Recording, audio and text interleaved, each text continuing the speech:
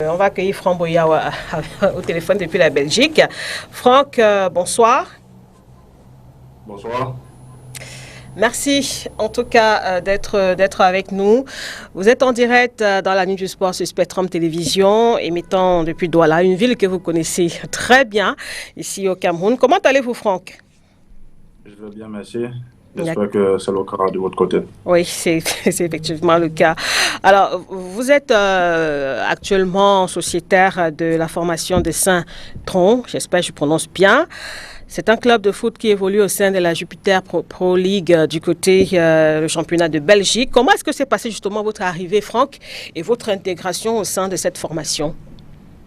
Mon arrivée s'est très bien déroulée dans le sens où le coach qui m'a attelé à ce que je vienne à Saint-Tron. Donc maintenant, aujourd'hui, dès mon arrivée, mes coéquipiers m'ont très bien accueilli, que ce soit tout le monde qui travaille pour le club, le staff technique, administratif, médical. Et maintenant, je pense que du jour où nous sommes aujourd'hui, je me sens très bien. Je participe à tous les matchs du championnat. Donc, je pense que les résultats peuvent être meilleurs, mais je pense qu'on continue de travailler pour pouvoir avoir un plus. J'allais justement demander comment est-ce que se comporte globalement le club. Hein? D'après les informations que nous avons pu avoir, le championnat a quand même franchi déjà sa 9e journée. Ouais, tout se passe bien, mais comme je l'ai dit, il faut toujours vouloir plus. Je pense que si on était un peu plus concentré, on pouvait avoir une meilleure position qu'on a aujourd'hui. Donc, mais le championnat n'est pas encore fini, on continue de travailler pour. D'accord. Peut-être avant de continuer, c'est pas une conférence de presse, c'est vrai, mais on a quand même des journalistes et des consultants sportifs ici en plateau franc. Peut-être Claubert, qui est beaucoup plus axé sur l'actualité internationale, justement.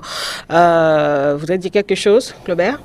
Oui, je veux dire que Franck, normalement, a failli jouer en Allemagne. Quand il est transféré du Cameroun, c'est pour le club cousin du Bayern de Munich, 1860, mais il est directement prêté en Belgique. Ce que je voulais lui demander, c'est qu'en suivant l'actualité des Lions, est-ce qu'il a perdu l'espoir de participer à la Coupe du Monde au Qatar? Non, perdre espoir, c'est vrai que ça fait longtemps que je n'ai pas été sélectionné, mais perdre espoir, ça ne fait pas partie du vocabulaire d'un lion. Donc un lion reste un lion à vie, donc pour l'instant, il faut juste continuer de travailler et puis continuer d'aligner de bonnes performances en club. Et j'espère par la grâce de Dieu être sélectionné dans les plus belles délais. Et quand vous avez regardé les 2 matchs des Lions en terre asiatique, quel bilan vous en avez fait? Je pense que le premier match, il a été difficile. Donc, je pense aussi que c'est normal vu le changement de climat et tout. Et puis, le voyage, il a été très long. Il fallait immédiatement se mettre dans le bain. Les mecs, ils ont pu faire ce qu'ils avaient à faire, mais ça s'est pas très bien passé. Et le deuxième match, je pense qu'on a été meilleur dans l'ensemble, dans le sens où tous les mecs, ils étaient au taquet. Donc, je pense que cette équipe coréenne a eu plus de difficultés que lors du premier match face à l'Ouzbékistan. Et je pense qu'il faut continuer de travailler et rester concentré. Même les plus grandes nations de football aujourd'hui éprouvent des difficultés. Il ne faut pas se le mentir. Donc maintenant, au Cameroun, on est à 2 mois de la Coupe du Monde. Il faut continuer de travailler et peaufiner toutes ces ans pour pouvoir être prêt. Une dernière pour sortir. Lorsqu'on est un professionnel comme vous, Camerounais comme vous, sportif de haut niveau comme vous, potentiel candidat à une place dans les Lions, quel est le sentiment qui vous anime quand vous regardez le match de vos coéquipiers? Le sentiment de se dire il faut qu'il fasse mal pour que j'ai la chance de revenir, ou alors vous vous dites je suis Camerounais et vivement qu'il le fasse très bien? Non, même si on dit qu'il faut qu'il fasse mal, ça c'est Dieu qui décide. Tu as beau prier ou quoi que ce soit, que tout se passe mal, si Dieu a décidé que tout se passera bien, les choses iront dans le bon sens. Mais maintenant, il ne faut pas commencer à penser que mon coéquipier ou bien celui qui est à ma place doit mal faire pour pouvoir être appelé. Ça, les décisions reviennent au sélectionneur. Tout ce que moi j'ai à faire, c'est de continuer d'aligner de très bonnes performances tous les week-ends. Et je pense qu'au vu de la Coupe du Monde, le sélectionneur aura des choix à faire et je pense qu'il faut juste être prêt. Aujourd'hui, il faudra qu'ils prennent des décisions pour pouvoir aller en Coupe du Monde. Forcément, Yvan va réagir. Alors, Franck, on va peut-être rappeler que vous êtes champion d'Afrique 2017 avec l'équipe nationale du Cameroun. Entre-temps, est-ce que Au vu un peu de l'évolution de l'actualité du football, au niveau des Lions évidemment, est-ce que vous avez eu quand même quelques contacts avec le staff technique entre-temps ou pas? Non, ça fait très longtemps que je n'ai pas eu de contact avec le staff technique. Donc, depuis mes catégories jeunes jusqu'à aujourd'hui, j'ai plus de contact avec le staff technique. Donc, maintenant, mais après, je pense que s'il est sélectionné aujourd'hui, ça veut dire qu'il garde un œil sur tous les footballeurs qui jouent, que ce soit à l'étranger, que ce soit sur le territoire camerounais. Donc, il faut juste être prêt et je pense qu'il aura des choix à faire. Yvan? Oui, moi j'ai une question que j'aimerais poser à Franck Bouya. Lydie, tu as dit tout à l'heure, tu as rappelé tout à l'heure qu'il est champion d'Afrique 2017. Et à l'époque, on le présentait comme étant une des fines fleurs, l'avenir de ce milieu de terrain camerounais. Et on faisait beaucoup le rapprochement avec Stéphane Biya, qui lui était beaucoup plus sur la sortie. Moi j'ai envie de lui demander, qu'est-ce qui s'est passé entre 2017 et 2022 aujourd'hui? Ça fait pratiquement 6 ans en janvier prochain. Qu'il avait été de cette expédition victorieuse au Gabon, mais on a l'impression que sa carrière a tardé véritablement à décoller. Colbert a rappelé tout à l'heure qu'il était transféré pour l'Allemagne, mais il a été prêté en Belgique. Il a connu quelques prêts dans sa carrière. Qu'est-ce qui, selon vous, explique le fait que jusqu'ici, les attentes qui avaient été placées en vous au niveau de votre carrière, ce ne soit pas encore le résultat escompté? Oui. Je pense que ça fait 5 ans que je suis professionnel. Donc, la première année, lorsque j'ai été prêté en Belgique, n'a pas été facile dans le sens où j'ai été blessé 3 fois de suite, où j'ai eu 3 déchirures. Il a fallu se soigner, revenir vite au niveau. Et la deuxième saison, elle a été extraordinaire parce que je me rappelle, j'ai été la révélation de la saison en handiculaire. Mais je pense qu'en ce moment-là, peut-être, les sélectionneurs n'avaient pas besoin de footballeurs qui jouent en handiculaire pour Ligue. Et la deuxième année, j'ai confirmé où j'ai pu signer au Royal Antwerp, où j'ai fait une deuxième grosse saison. Et je pense que aussi en ce moment-là, les sélectionneurs n'avaient pas besoin de joueurs qui jouent en Jupiler Pro League parce que je n'ai pas eu de contact pratiquement. Et l'année d'après, quand j'arrive à l'Antwerp, je n'ai pas beaucoup joué en championnat. Je jouais beaucoup plus en Europa League, chose qui est curieuse parce que normalement, on est censé dire que l'Europa League est plus élevée que le championnat. Mais je ne jouais pas en championnat, je jouais qu'en Europa League. Donc après, je n'ai pas toujours eu de contact avec les sélectionneurs ou qui que ce soit. Donc maintenant, après, comme j'ai toujours dit, moi, mon espoir ou bien ma croyance en revenant au sein de la tanière ne changera jamais. Parce qu'un lion reste un lion, comme je l'ai dit. Ma carrière, pour moi, elle est linéaire. Maintenant, je pense qu'au moment où il fallait être en sélection, où j'étais au plus haut niveau de ma meilleure forme. Avant cette année encore, où tout se passe bien, les sélectionneurs n'avaient pas besoin de joueurs qui évoluent en Jupiler Pro League. Mais je pense qu'au vu d'aujourd'hui, tout a changé parce que le football il est développé maintenant. On le voit, la preuve est que toutes les grosses peintures, cette année, on avait beaucoup de grosses peintures qui ont signé en Jupiler Pro League, donc c'est plus développé. Et j'espère par la grâce de Dieu que j'aurai ma chance. Timothée? Oui, disons que Yvan et Vincent ont posé des questions essentielles. J'admire beaucoup la simplicité de ces explications et puis la franchise de ces explications. Bon, c'est vraiment un modèle, mais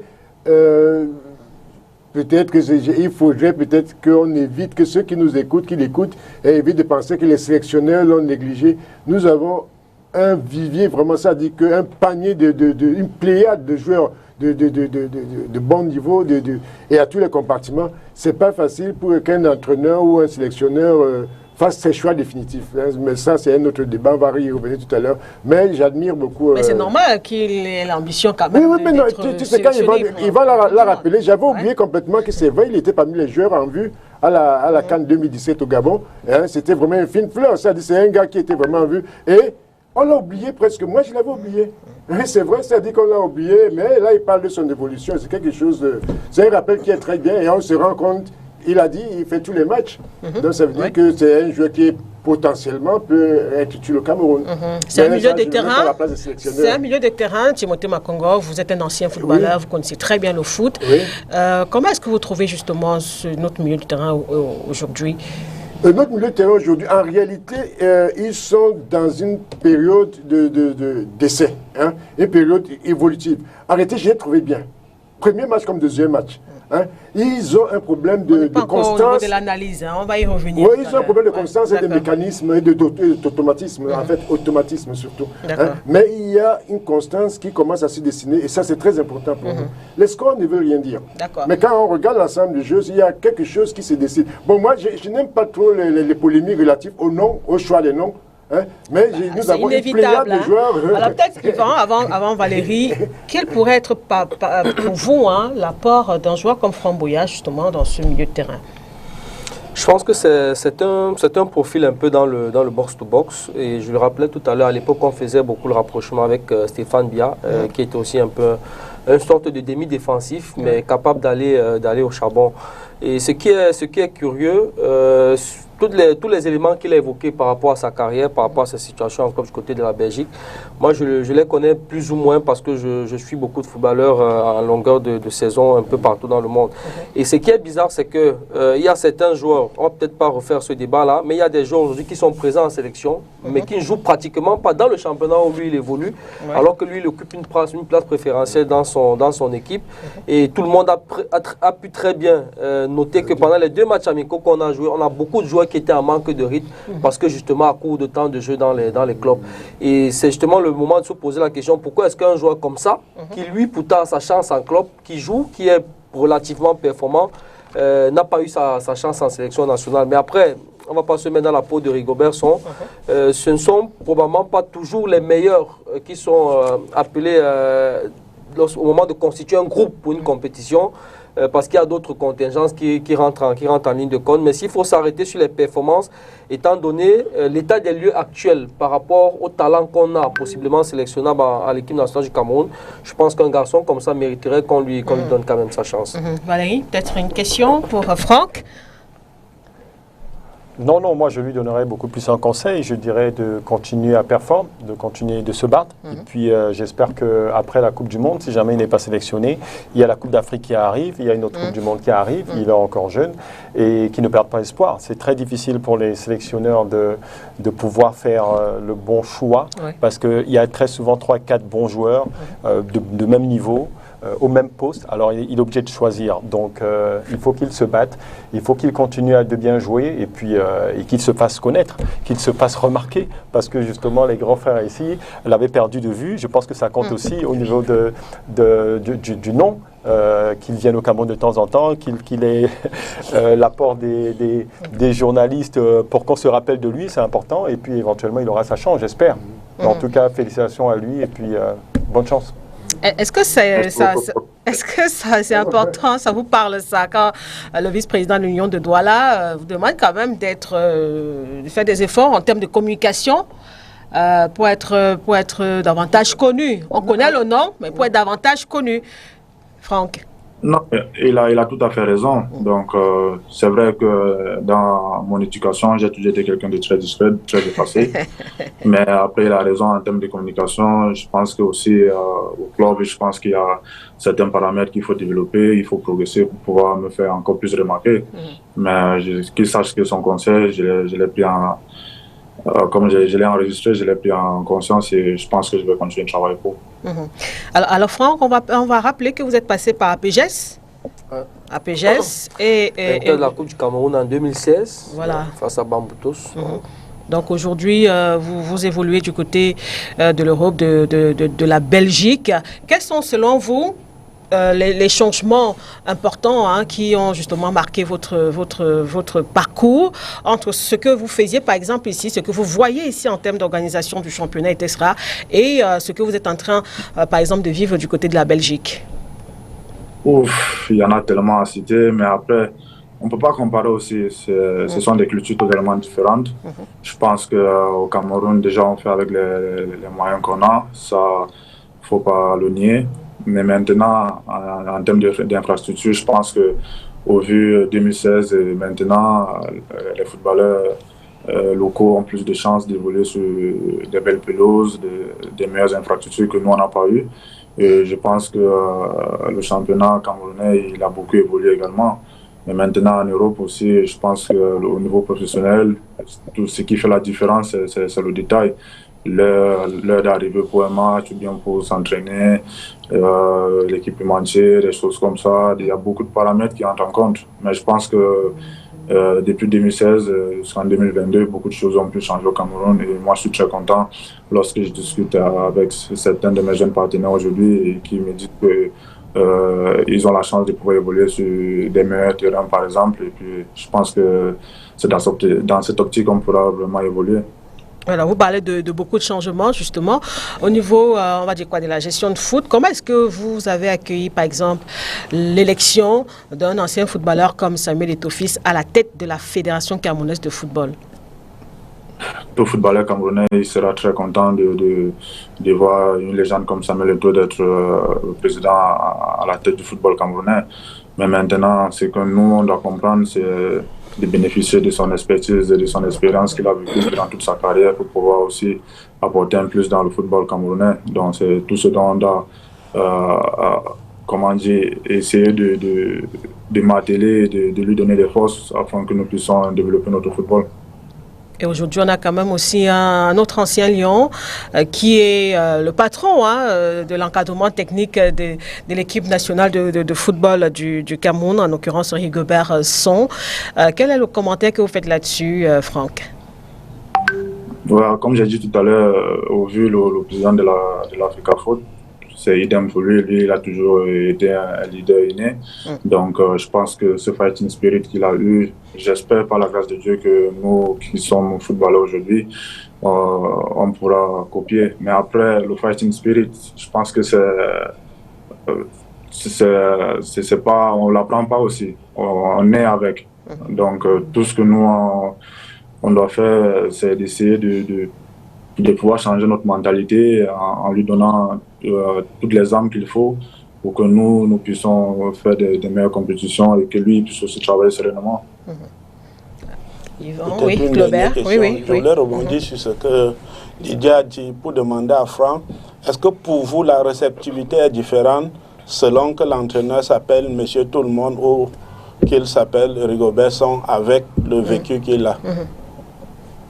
Je pense que c'est différent dans le sens où déjà les leaders du groupe, comment ils aperçoivent la chose. Pour un ancien footballeur, je pense que c'est plus facile de faire passer son message. Donc maintenant, pour celui qui n'a pas été footballeur, je pense qu'il doit beaucoup plus étudier son groupe pour pouvoir faire passer son message. Mais c'est plus facile pour un ancien footballeur, je pense, pour pouvoir se faire accepter, je crois. C'est Djibouti Makongo. Oui. Ben, il a donné un peu un point de vue que je partage partiellement. C'est vrai que la question de mon frère est un peu une question assez difficile pour un joueur, mais elle a sa place. Elle a sa place. Mais parce qu'il s'agit de réceptivité, de savoir comment nous sommes. Il a donné une belle explication. Il y a un ancien footballeur quand même, il a du vécu. Ouais. Il a vécu les émotions, il a vécu les larmes. Moi, mes premières larmes que j'ai eues, vraiment, les larmes de joie, je les ai vues sur un stade de football. Je ne savais pas ce que c'est. Avoir des larmes de joie. Donc il y a des situations extraordinaires. Puis c'est cette collectivité, cette égalité de groupe. Bon, dans les choses qui changent, je pense réellement que ce qu'il y a à reconstruire profondément, c'est la constance dans le groupe solidaire. On le sent qu'il n'y a pas encore cette constance pendant les deux matchs. Ce n'est pas un problème de qualité de jeu, de qualité de jeu, mais dans la cohésion d'ensemble, il y a quelque chose qui manque. Yvan, peut-être une dernière question avant que... Oui, moi, j'aimerais simplement lui demander quels sont ses rapports avec les autres joueurs camerounais qui évoluent du côté de la Belgique, les Umwet et autres, Lam Kelze qui est passé par Antwerp, qui est un ancien club de Franck Bouya également. Quel rapport il entretient avec ses autres compatriotes qui évoluent dans le même championnat que lui? Lam Kelze, par exemple, il y a 4 jours, j'ai fait un match amical contre son club également. On s'entend super bien. J'ai fait toutes les catégories jeunes avec eux. Donc, Samuel Umguet, lorsqu'on n'a pas match, on essaie d'aller au restaurant et essayer de manger un bout. On a pareil avant qu'il ne signe en Italie. Donc, le nouveau Steve Bouygues, lorsqu'il a signé en Belgique, la semaine d'après, on s'est vu. Donc, moi, j'ai aucun souci avec tous mes compatriotes. Donc, déjà que j'ai partagé toutes les catégories jeunes avec eux, c'est plus facile. Je pense que peut-être d'autres personnes, ça va être plus compliqué, mais avec moi, particulièrement, on n'a aucun souci. Tous les week-ends, lorsqu'on n'a pas match, on essaie de manger un bout, on s'échange des messages et puis c'est comme si on était tout le temps au Cameroun ensemble. C'est un peu les mêmes rapports, la même ambiance avec, disons, vos coéquipiers de 2017. Ceux de 2017, par exemple, Sébastien Cerné, il a arrêté, mais pas plus tard qu'il y a une semaine, j'ai échangé avec lui. Et, Nicolas Nkolo, lorsque j'ai besoin d'un conseil, il est toujours là pour me répondre. Michael Ngade, lui, tout le monde sait que je l'appelle Mika le grand frère, donc lui, il n'y a aucun souci. Arnaud Dioum, pareil. Donc je pense que le seul avec qui je n'ai pas échangé, ça fait quand même longtemps, c'est le capitaine Vincent, mais lui également, j'ai de très bons rapports, donc tout se passe super bien pour moi. Avec les footballeurs, ou mes compatriotes, quand je dis footballeurs, c'est un grand mot, avec mes compatriotes, je n'ai aucun souci, parce que jusqu'à présent, j'ai des contacts avec tous, que ce soit les aînés, lorsque j'ai besoin d'un conseil, ils sont là, ou bien ceux de mon âge, on en discute tout le temps, on rigole tout le temps, donc il n'y a aucun souci. Je suis quand même étonné que avec tous ces contacts-là, avec cette réalité-là, avec cette amitié qui existe avec eux, les entraîneurs n'aient pas pensé à lui à un moment donné, dit que parmi ceux qu'il faut essayer, qu'il faut quand même insérer dans le groupe, qu'on l'appelle, il y a quelque chose qui n'est pas très... Parce que vraiment, il connaît pratiquement tous les joueurs, là, tous les anciens qui sont encore là dans la sélection. Et lui, il n'a eu aucun contact avec... il n'a pas été appelé. Je dis, il y a quelque chose qui est un peu gênant dans cette réalité-là. Franck, j'espère ne pas te mettre en difficulté. Tu as parlé de Nicolas Nkolo et de Marc Ngadengandju qui sont très proches de toi et qui sont tes grands frères qui te conseillent chaque fois. Contre leur volonté, ils sont presque en concurrence pour la Coupe du Monde. Est-ce que tu as une préférence? Lorsqu'on va à une compétition, il n'y a pas de concurrent. Lorsqu'on va à une compétition, c'est comme l'ancien international tout à l'heure vient de dire au plateau, il faut une cohésion. Parce que si vous n'avez pas cette cohésion, vous ne pouvez pas gagner un tournoi. Si vous partez en compétition en disant tel est mon concurrent, quoi que ce soit, ça ne va pas marcher. Il faut vraiment une cohésion de groupe afin que lorsque le sélectionneur fait appel à un et qu'il doit répondre présent et les autres qui sont à côté puissent le pousser à ce qu'on puisse gagner un match. Et c'est ce qui a fait la différence en 2017. Donc on ne peut pas dire que Nicolas Nkolo c'est le concurrent de Mika. Au contraire, s'ils sont ensemble et que le sélectionneur fait appel à un, il faut que le deuxième soit là pour pouvoir le pousser parce que c'est une équipe. C'est cette cohésion-là qui pourra amener à gagner un tournoi. Et c'est ça qui fait la différence. Et vous êtes aussi resté en contact avec Hugo Broos, justement? Ça fait longtemps qu'on n'a pas échangé. La dernière fois également, je participais toujours à une interview où il fallait qu'il intervienne, il réagisse. Il a pu m'envoyer une superbe vidéo. J'étais vraiment content. Et il était émotionnel en me demandant si tout se passe bien. Mais ça fait quand même un bon bout, on n'a pas pu discuter. D'accord, on va terminer. Dernière question, Franck. Quelles sont, disons, vos ambitions pour cette saison, pour d'autres compétitions aussi qui arrivent et qui concernent l'équipe nationale du Cameroun? Mes ambitions, je vais déjà commencer en club. Déjà faire mieux que la saison dernière parce que le club a manqué de peu au play-off. Donc j'espère par la grâce de Dieu que cette année on va jouer au play-off. Et maintenant, sur le plan individuel, essayer d'améliorer mes stats. Parce que comme le consultant il a dit tout à l'heure, je suis un joueur box-to-box. Donc je suis appelé à marquer souvent beaucoup de buts. Donc je pense que cette saison, je n'ai pas encore commencé. J'ai pu quand même causer un penalty. Maintenant, il faut commencer à marquer pour pouvoir améliorer mes stats individuelles. Et en fin de saison, puis discuter au moins sur les 34 matchs, jouer les 30 fois ou pourquoi pas les 34. Maintenant, au vu de la sélection, comme je l'ai dit la dernière fois, j'espère par la grâce de Dieu également qu'on aura à faire appel à moi pour pouvoir vraiment amener ma pierre à l'édifice en ayant ma qualité à casser les lignes, ou bien par la passe, ou bien par mon positionnement, la communication que je peux amener lorsqu'on est appelé à jouer devant la défense.